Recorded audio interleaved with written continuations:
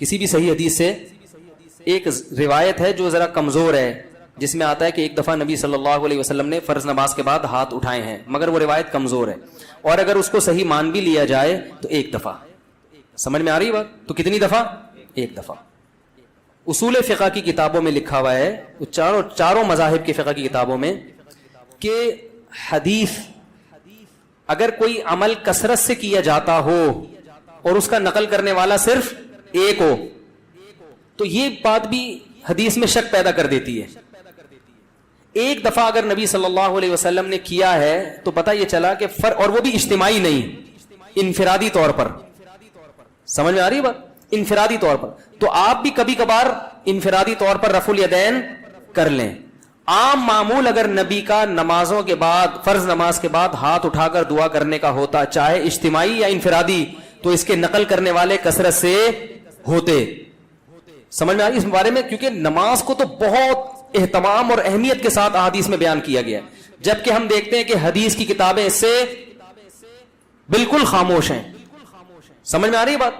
دوسرا مسئلہ، بعض حضرات یہ کہتے ہیں کہ بہت ساری حدیثیں ہیں جن میں آتا ہے کہ رسول اللہ صلی اللہ علیہ وسلم نے فرض نماز کے بعد دعا کی بہت ترغیب دی ہے، اور آپ نے فرمایا کہ سب سے زیادہ دعا قبول کس وقت ہوتی ہے؟ فرض نماز کے بعد. اس حدیث کا مطلب سمجھیں.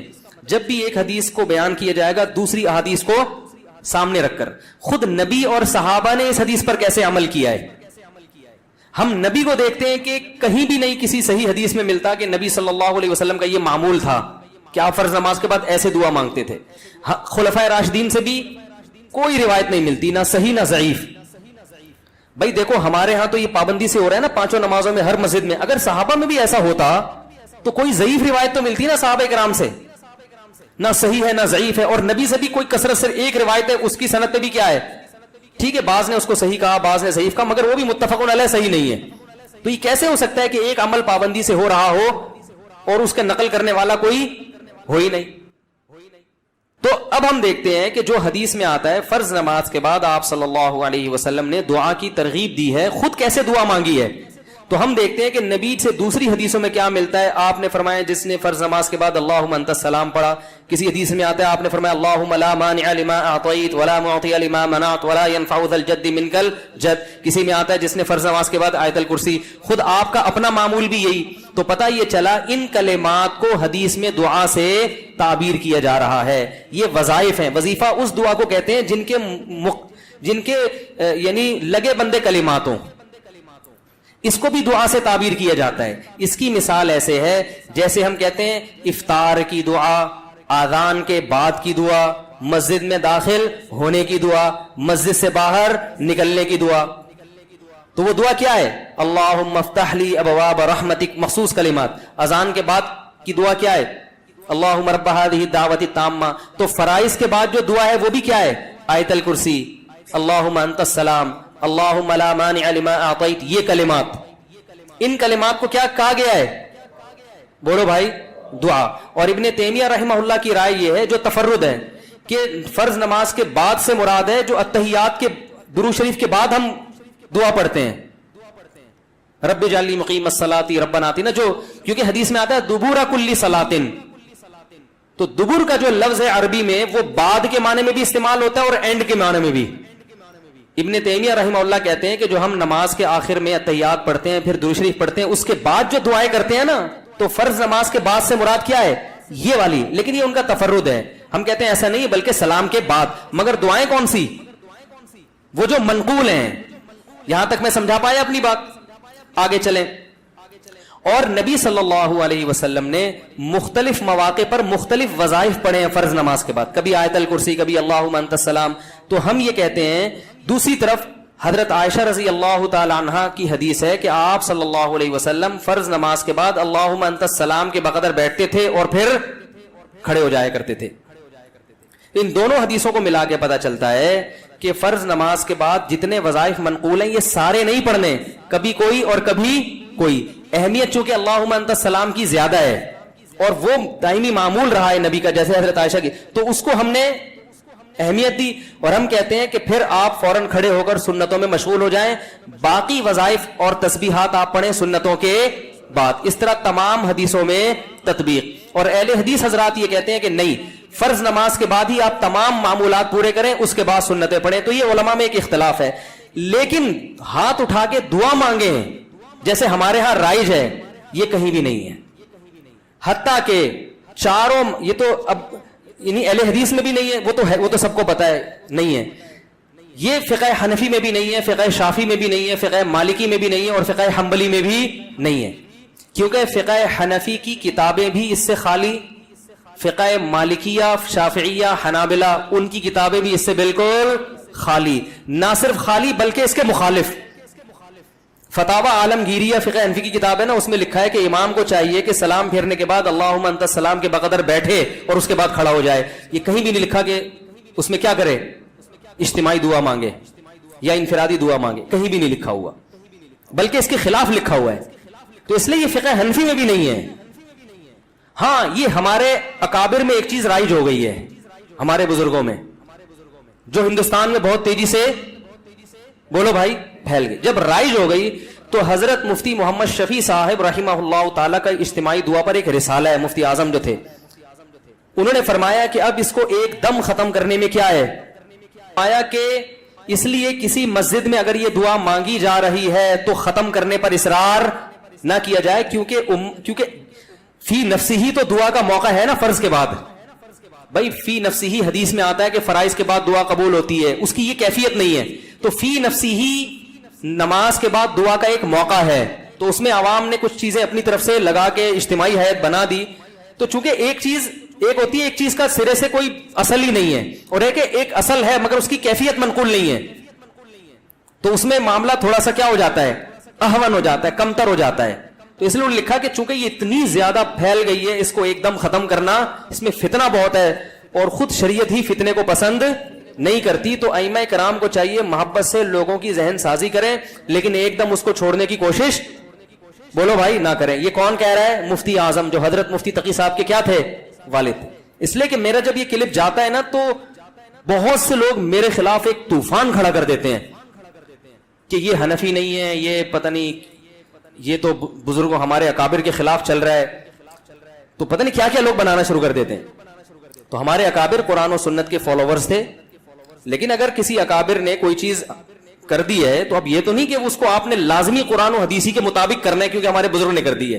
ایسا تھوڑی ہوتا ہے, کسی بزرگ سے بھی تو خطا ہو سکتی ہے, بڑے بڑے علماء سے خطا ہوئی ہے. میرے شیخ و مرشد مفتی رشید احمد صاحب, جن سے میں اتنے سال بیعت کا تعلق رہا, تو ایسا الفتاوی میں ان کے بعض مسائل سے ہم نے رجوع کیا ہے. ہم نے کہا یہ حضرت کی رائے تھی مگر ہم اس سے متفق, بولو بھائی, نہیں ہے. تو اب اس کا یہ مطلب کہ ہم اکابر کو نہیں مانتے, اور ہمارے شیخ نے بعض چیزوں میں اپنے شیخ سے اختلاف کیا ہے. تو یہ تو علماء میں ہر دور میں چلا آ رہا ہے کہ امام ابو یوسف نے بعض چیزیں امام ابو حنیفہ کی نہیں مانی, تو کیا مطلب وہ امام حنیفہ کو ہی نہیں مانتے تھے؟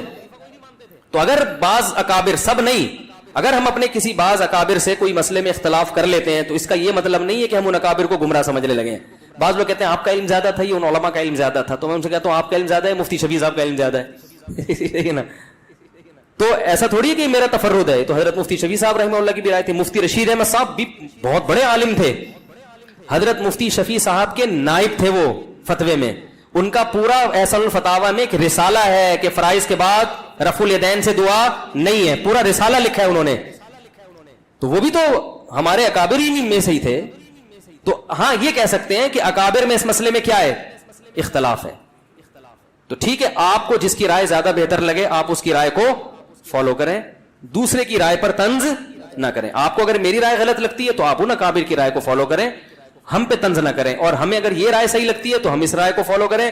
میں کبھی اس مسئلے پہ کسی دوسرے بزرگوں یا اکابر پر طنز نہیں کرتا.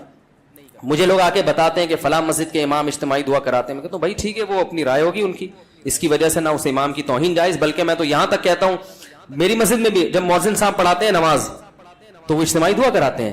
مؤذن صاحب میں نے کبھی آپ کو منع کیا؟ میں اس لیے منع نہیں کر رہا, میرے مقلد تھوڑی ہیں. یہ کہہ سکتے ہیں بھائی فلاں امام بھی کر رہے ہیں, فلاں بزرگ بھی کر رہے ہیں, فلاں وہ عالم, وہ آپ سے بڑے عالم ہیں, وہ کر رہے ہیں, تو یہ میرے تھوڑی مقلد ہیں. تو میں کیا کہوں گا بھائی, جب ایک اتنے بڑے عالم کو فالو کر رہے ہیں تو میں کیا کہہ سکتا ہوں؟ میں اپنی رائے دلائل کی دنیا میں پیش کر دوں گا, بھائی یہ سمجھ میں آ رہی ہے ٹھیک ہے, نہیں آ رہی ہے تو بھی ٹھیک ہے, کوئی اتنا بڑا ایشو نہیں ہے کہ جس پہ ہم ایک دوسرے کے خلاف مناظرے کریں, فتوے دیں. ساری مسجدیں جتنی بھی ہیں سب میں اجتماعی دعا ہوتی ہے. لوگ مجھے آگے بتاتے ہیں وہ تو کر رہے ہیں, کہتا ہوں بھائی وہ بھی سنت ہی کو اپنے لحاظ سے فالو کر رہے ہیں. اللہ نے ان کو جتنا علم دیا, جتنی سمجھ دی, اور جو ان کے بس میں تھا اس کے حساب سے ان کو یہ صحیح لگا تو وہ اس کو فالو کر رہے ہیں. میں کسی پہ الزام نہیں لگاتا کہ میں ہی سنت کا ٹھیکیدار ہوں باقی سارے فراڈی ہیں, ایسا نہیں ہے. ان جس کی جو سمجھ میں اختلاف تو ہوتا ہے نا مسائل میں علماء کا, تو جب اختلاف تو ہوتا ہے نا تو پھر اس لیے وہ تو کوئی بات نہیں. امام ابو یوسف کا امام ابو حنیفہ سے اختلاف ہوا تو یہ تو نہیں کہ وہ غلط ہو, دونوں صحیح ہیں. امام شافعی کا امام ابو حنیفہ سے ہوا تو پھر بھی دونوں صحیح ہیں. تو آپ کو جس کی بات سمجھ میں آ رہی ہے فالو کریں, کسی پر کیچڑ نہ اچھالیں. دلائل کی دنیا میں مجھے یہ بات زیادہ سمجھ میں آ رہی ہے کہ اگر یہ چیز سنت ہوتی تو صحابہ کرام سے منقول کیوں نہیں ہے. لو کان خیرا ما لسبقونا الیہ. صحابہ, تابعین, ائمہ اربعہ اور ہماری جو عربی فتاوی کی کتابیں ہیں ان میں اس کا تذکرہ ہوتا نہیں ہے. تو پھر یہ بات ہمیں سمجھ میں نہیں آتی. سمجھ رہے ہیں بات کو. باقی میں بار بار یہ کہتا ہوں کہ اہل حدیث کی ہر بات کو غلط قرار دینا یہ بھی صحیح نہیں ہے. بعض لوگ نے کیا کیا, چونکہ اہل حدیث نے کہا ہے لہذا غلط ہی ہوگا, تو یہ موقف بھی غلط ہے. لا یجرمنکم شنآن قوم علی الا تعدلوا. قرآن کہہ رہا ہے ایمان والو کسی قوم کی دشمنی تمہیں اس بات پر نہ ابھارے کہ تم حق کا دامن چھوڑ دو. اگر اہل حدیث نے کوئی بات درست کی ہے تو آپ کو ماننی چاہیے, غلط کی ہے تو آپ کو بتانا چاہیے. ہم اس تو اہل حدیث کی بہت سی چیزوں کو ہم غلط بھی کہتے ہیں لیکن بہت سی چیزوں کو ہم صحیح بھی کہتے ہیں, اور بہت سی چیزوں کو ہم یہ کہتے ہیں کہ اس میں دونوں طرف احتمال ہے, دونوں رائے, اجتہادی مسئلہ ہے, یہ بھی صحیح ہو سکتا ہے وہ بھی صحیح ہو سکتا ہے. تو اعتدال کا جو راستہ ہے نا وہ نہیں چھوڑنا چاہیے. تو میں کیوں مانگتا ہوں؟ پہلی بات, میں اجتماعی نہیں مانگتا, میں فرض کے بعد اجتماعی دعا نہیں مانگتا. میں اللہم انت السلام پڑھتا ہوں صرف, اور رفع الیدین ہلکا سا کرتا ہوں کیونکہ لوگوں میں تحمل نہیں ہے. اگر میں نے یہ بھی نہیں کیا تو اگلی نماز میں پبلک شارٹ کر دے گی مجھے. چلو کوئی بات نہیں, شارٹ کرنے کی تو کیا ہوگا, دین کا سارا سلسلہ کیا ہو جائے. کسی اور مسجد میں جائیں گے تو وہاں بھی شارٹ, تیسری مسجد میں گئے وہاں بھی, تو شارٹ ہوتے ہوتے نتیجہ کیا نکلے گا, اپنا ایک الگ فرقہ جو لوگ کر رہے ہوتے لاؤنج ہو رہا ہوگا, اور اس کا نام کیا ہوگا, اجتماعی دعا بدعت, یہاں سے شروع ہوگی. تو امت کو ایک ایسے کام میں لگائیں گے جس کی شریعت میں کوئی خاص اہمیت بولو بھائی نہیں ہے. تو چونکہ فی نفسی ہی ایک چیز جائز ہے, اس کو سنت سمجھنا غلط ہے. تو فی نفسی جب ایک چیز کا جواز ہے اور فی نفسی موقع بھی ہے, اس گنجائش سے فائدہ اٹھاتا ہوں کہ بھائی چلو فی الحال اتنا کر لو انفرادی, اور اللہم انت السلام پڑھو اس میں, اور تھوڑی دیر رفع الیدین کر لو. عوام کو باقی سمجھاتے رہو. جب یہ مسجد کے نمازیوں میں تحمل پیدا ہو جائے گا, ہم بڑے ہو جائیں گے, بزرگ بن جائیں گے, سفید داڑھی ہو جائے گی, عمر کمر جھک جائے گی, ہم سے بڑے بڑے اکابر دنیا میں موجود ہیں, لوگ کہہ رہے ہیں بھائی ہم ان سے فتویٰ لیں گے آپ سے کیوں لیں, تو ان کو میں نہیں سمجھا, ان لوگوں کو میں اس بات پہ قائل نہیں کر سکتا. تو جب ہم بوڑھے ہو جائیں گے اگر زندہ رہے تو پھر ایک لوگوں کو ہوگا کہ بھائی یہ بھی ایک بزرگ بن چکے ہیں, اب پتہ نہیں وہ دن آئے گا کہ نہیں آئے گا, لیکن اگر ایسا ہو گیا تو پھر ہم چھوڑ دیں گے. مفتی ظہر علی صاحب کی طرف بولیں گے یہ جائز ہے یہ ناجائز ہے, کسی کے باپ میں دم میں تو کر کے دکھا دیں. حضرت مفتی ظہر علی صاحب جو ہیں وہ جب فتویٰ دیتے ہیں تو ان کی مسجد بھی ذاتی ہے, ان کے مقتدی بھی اخپل ہیں اپنے, کسی کی پرواہ بھی نہیں کرتے. فتویٰ دیا, سمجھ میں آیا ٹھیک ہے, نہیں آیا دفعہ یہاں سے, چل نکل. تو ہم کہاں جائیں گے بھائی؟ اب آپ کہہ سکتے ہیں یہ تو دین بیچنا ہوا ہے, یہ تو کیا ہوا, کیونکہ کلپ آئے گا فوراً, یہ دین بیچنا نہیں ہے. دین کا کام بڑے کام کرنے کے لیے چھوٹے مسائل کو برداشت کرنا. اگر ہمیں مسجد نکال دے یا ادھر سے بھی نکل جائیں تو ہمیں دنیاوی لحاظ سے فائدہ ہی ہوگا, نقصان نہیں ہوگا. سب سے پہلے میں اپنا بزنس کروں گا, ٹھیک ہے نا, بزنس کمپنی بنا کے ٹائٹ طریقے سے کیا کروں گا جو میں ابھی نہیں کر سکتا. اپنے کاروبار کو ٹائم نہیں دے سکتا تو میں کاروبار کو ٹائم دوں گا, نوٹ چھاپوں گا تمیز سے بیٹھ کے, جو ابھی نہیں چھاپ سکتا میں. تو یہ مصلحت جو میں اختیار کر رہا ہوں اپنی ذات کے لیے نہیں بلکہ تاکہ دین کا کام ہوتا رہے. اور دوسرا, لوگوں سے وہ بات جو لوگوں کی مینٹل اپروچ سے اوپر ہوتی ہے, حدیث میں آتا کلم الناس علی قدر عقولہم, لوگوں کی مینٹل اپروچ سے اوپر باتیں نہ کرو. تو یہ مسئلہ پبلک کی مینٹل اپروچ سے کیا بن چکا ہے اوپر, کیونکہ بہت سارے علماء کر رہے ہیں. تو اب لوگ کہیں گے یار وہ علماء نہیں ہے, تو پھر یہی ہے کہ بھائی چلو درمیانی راہ اختیار کرو, چلاؤ بس. اس لیے ہم یوں کرتے ہیں اللہم انت السلام و منک السلام تبارک یا رب. چلو اس سے کیا ہو رہا ہے یار. اور بیانات میں بتاتا رہتا ہوں کہ اتنا بھی ثابت نہیں ہے. کبھی کبھار کر لے تو ٹھیک ہے, کبھی کبھار رفع الیدین بھی ٹھیک ہے, کبھی کبھار لوگوں کو اجتماعی دعا بھی ٹھیک ہے, لوگوں کو تعلیم دینے تو احیاناً تو ٹھیک ہے.